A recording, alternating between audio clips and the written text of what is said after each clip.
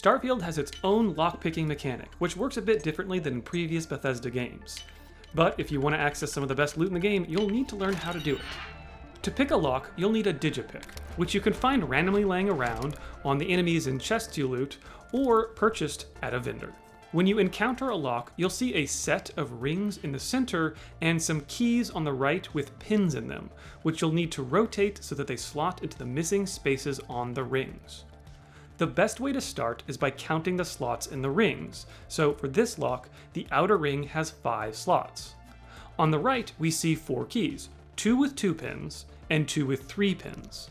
So by process of elimination, we know the outer ring needs 1 2-pin key and 1 3-pin key. We can also see that none of the outer ring slots are as close together as these 2 keys pins, so it must be these other 2. Rotate them in place and slot in the keys to remove the outer ring.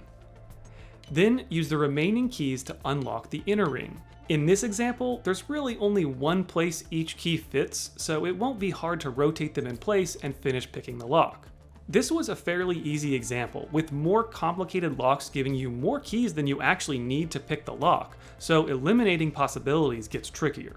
The locks in this game span 4 difficulties: Novice, Advanced, Expert, or Master. Anyone can try a novice lock, but the more advanced ones will require you to put points into the security skill, which has a few perks.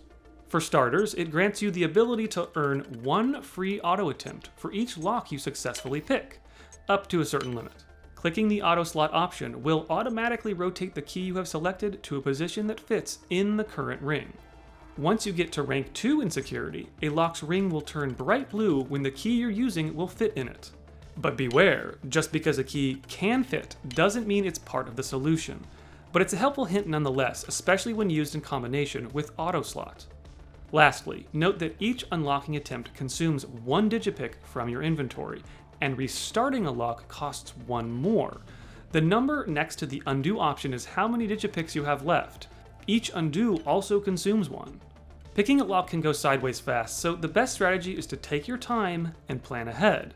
And it's okay to quick save before you try a particularly tough one.